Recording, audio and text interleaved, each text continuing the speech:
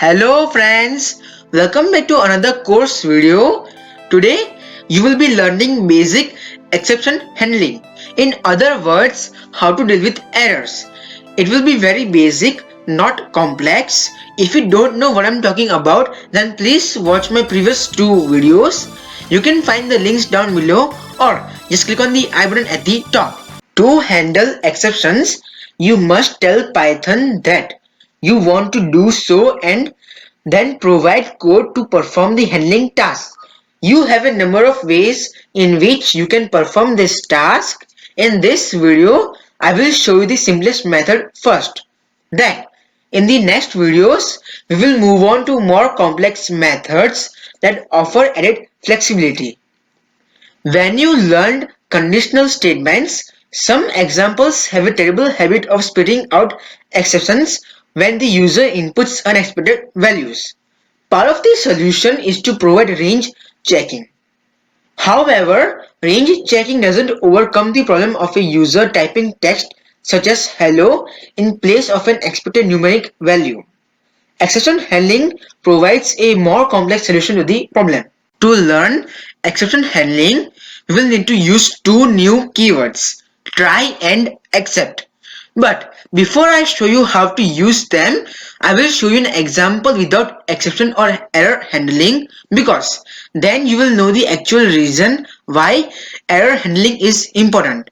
To start off, here I am asking the user to enter a number between 1 and 10. Then I added an if condition to check if the user indeed entered a number between 1 and 10. After this condition, I added a print function. Why this statement is necessary, I will tell you in a second. So now let's run this code. First, I will enter a correct value like 5. As you see, we get two messages. One is from the if statement and this statement is from the print statement. This statement was executed because this print statement has no connection with the if statement. It doesn't care if the if condition is true or false. It is still going to execute. What I just told you is a part of the reasoning why this print statement is necessary. I will run this code again. This time I will enter an out of range number like 12. We get only one message because this condition was false.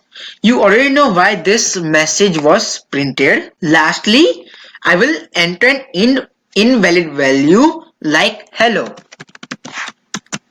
As you see, we get an error, but that's not important. If you notice, the print statement isn't executed. The reason is this error stopped the whole process or the execution. So this is where error handling can be done.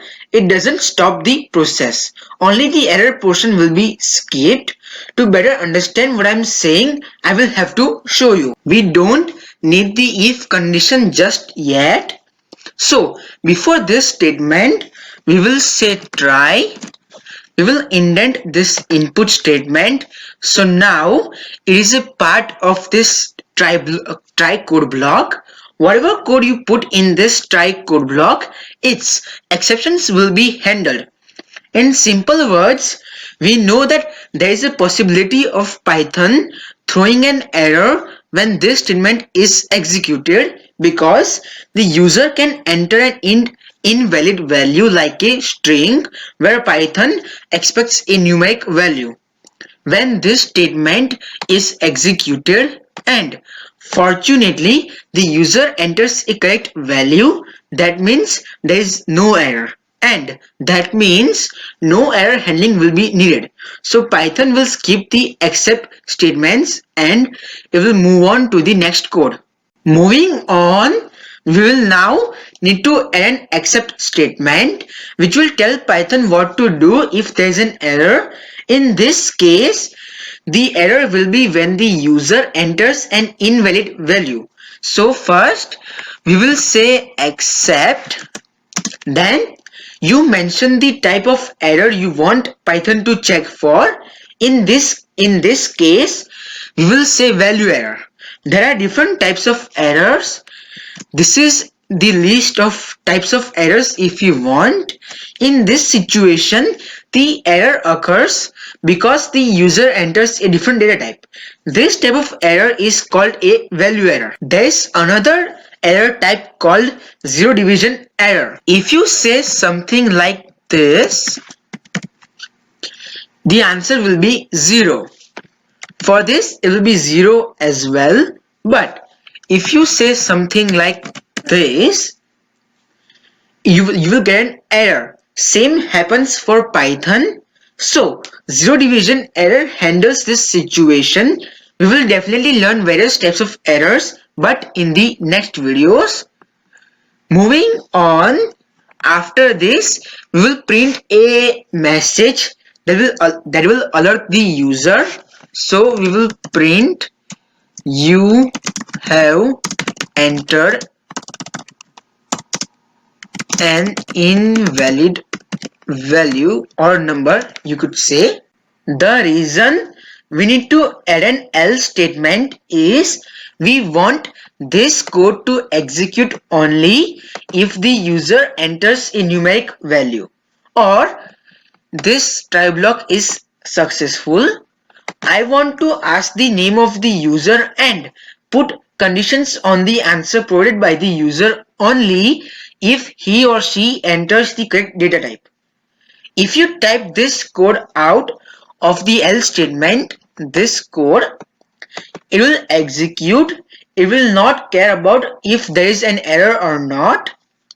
As you see, lots of things are going on here, but nothing is new. First, I asked the name of the user. Then I added conditions to check if the number is within the range.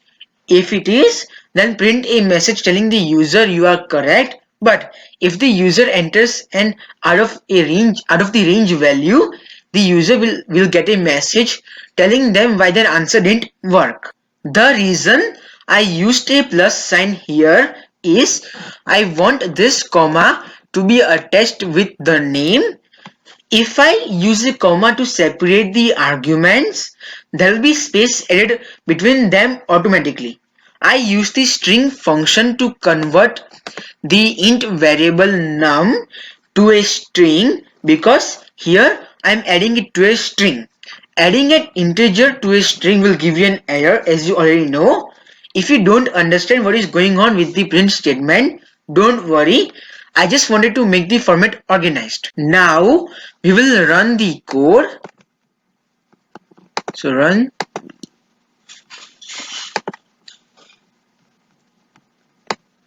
There will be 3 scenarios. If we enter the correct data type and a number within the range like 4, Python should ask us to enter our name. Then it will print out a message telling us we are correct, and lastly it will print this message. So here I will say Niket, and see, we get the expected results. This time we will enter the correct data type, but the number will be out of the range like 22. Python should ask us to enter our name again. Then it will print out a message notifying us we entered a number that is not within the range. Lastly, it will print this message. So I will say Niket again, and see, we get the expected results again. Lastly, we will enter a different data type like float. So we can say 3.67. Python should give us an error message and it will print this message. So as you see, even though Python encountered an error, it still completed the process by executing this statement. It just skipped the error portion. So guys, I hope you understood everything and you learned how to deal with errors. In the next video, you will learn more about error handling or exception handling. Like this video if you learned something new, and I will see you next time.